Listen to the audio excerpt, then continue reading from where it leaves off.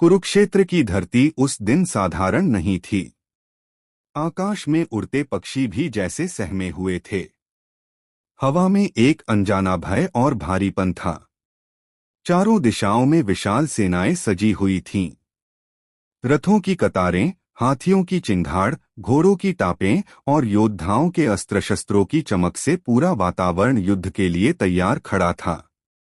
यह केवल दो सेनाओं का युद्ध नहीं था, यह धर्म और अधर्म, सत्य और असत्य, न्याय और अन्याय के बीच होने वाला महासंग्राम था। एक ओर हस्तिनापुर के कौरव खड़े थे, जिनके नेतृत्व में दुर्योधन था। दूसरी ओर पांडव थे, जिनके साथ स्वयं श्री कृष्ण खड़े थे। दोनों ही एक ही कुल के थे, एक ही रक्त से जन्मे थे, फिर भी सत्ता और अहंकार ने उन्हें शत्रु बना दिया था। युद्ध शुरू होने से पहले अर्जुन का रथ दोनों सेनाओं के बीच आकर रुक गया। अर्जुन की दृष्टि सामने खड़े योद्धाओं पर पड़ी, अपने पितामह भीष्म, गुरु द्रोणाचार्य, मित्र कर्ण और अपने ही भाई बांधव। उसका हृदय करुणा से भर उठा। हाथ से गांडीव धनुष फिसलने लगा और शरीर कांपने लगा। अर्जुन ने युद्ध करने से इनकार कर दिया। तब श्री कृष्ण ने उसे गीता का उपदेश दिया। उन्होंने समझाया कि यह युद्ध व्यक्तिगत द्वेष का नहीं, बल्कि धर्म की रक्षा का है। आत्मा अमर है और शरीर नश्वर। जो अपने कर्तव्य से भागता है, वह पाप का भागी बनता है। श्री कृष्ण के वचनों से अर्जुन का मोह भंग हुआ। उसके भीतर का योद्धा जाग उठा और उसने गांडीव उठाकर युद्ध के लिए स्वयं को तैयार किया। शंखनाद हुआ। पृथ्वी कांप उठी।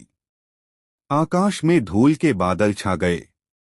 तीरों की वर्षा होने लगी। तलवारें टकराने लगीं। रथ एक दूसरे से भिड़ने लगे। युद्ध की भयानकता ने कुरुक्षेत्र को नरक के समान बना दिया। भीष्म पितामह युद्धभूमि में प्रलय के समान थे। उनके बाण पांडव सेना में तबाही मचा रहे थे। ऐसा प्रतीत होता था मानो कोई उन्हें पराजित नहीं कर सकता। पांडवों ने रणनीति बदली। शिखंडी को आगे कर अर्जुन ने भीष्म पर बाणों की वर्षा की। भीष्म पितामह शरशया पर लेट गए। उनके गिरते ही युद्धभूमि में सन्नाटा छा गया। सूर्य भी मानो शोक में डूब गया। राजस्थान के भरतपुर जिले से लगभग 25 किलोमीटर की प्रतीक्षा करने लगे है गोपालपुरा। इसके बाद द्रोणाचार्य सेना आज भी अपनी सादगी, उन्होंने युद्ध को और अधिक भयानक बना लिए जाना जाता है। उनके द्वारा रचित चक्रव्यूह के बाहर एक पुराना शिव मंदिर है, जहां सुबह सुबह दीपक जलता है और घंटियों की आवाज पूरे गांव में गूंज जाती है। इसी गांव में रहता था रामदीन। उम्र करीब 35 साल, कद साधारण, लेकिन आंखों में ईमानदारी और विश्वास साफ दिखाई देता था। रामदीन पेशे से किसान था। उसकी जमीन बहुत ज्यादा नहीं थी, लेकिन वह मेहनत से कभी पीछे नहीं हटता था। रामदीन के परिवार में उसकी पत्नी सीता और 8 साल की बेटी गौरी थी। घर छोटा था, साधन सीमित थे, लेकिन एक चीज भरपूर थी, भगवान पर भरोसा। हर सुबह रामदीन खेत पर जाने से पहले उसी शिव मंदिर में जरूर जाता। वहां जाकर वह कभी लंबी प्रार्थना नहीं करता, बस शिवलिंग पर जल चढ़ाकर धीमे स्वर में कहता, भोलेनाथ, आज भी मेहनत करने की ताकत दे देना। एक साल अचानक हालात बदल गए। बरसात ने धोखा दे दिया। खेतों में फसल नहीं हुई। कुएं सूखने लगे। काम बंद हो गया। गांव के कई लोग शहर चले गए, लेकिन रामदीन ने गांव नहीं छोड़ा। घर में धीरे धीरे हालात खराब होने लगे। कई दिन ऐसे बीते जब घर में सिर्फ एक वक्त का ही खाना बन पाता। एक रात गौरी भूख से रो रही थी। सीता की आंखों से आंसू बह रहे थे। वह बोली, रामदीन, अब समझ नहीं आता क्या करें। इतनी पूजा पाठ के बाद भी हालात सुधर क्यों नहीं रहे।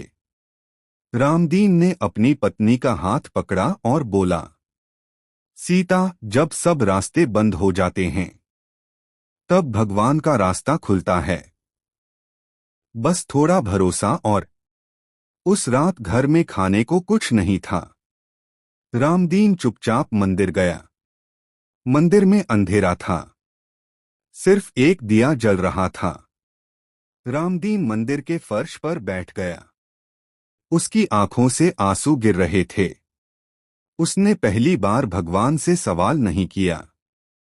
बस इतना कहा, भोलेनाथ, अगर मेरी परीक्षा चल रही है तो मुझे सहने की शक्ति दे देना।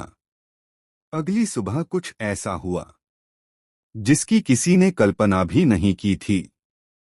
गांव के बाहर से एक ट्रैक्टर आता दिखाई दिया। ट्रैक्टर पर अनाज की बोरियां लदी थीं। ड्राइवर ने रामदीन का नाम लेकर आवाज लगाई। वह बोला, भाई, ये अनाज आपके लिए भेजा गया है।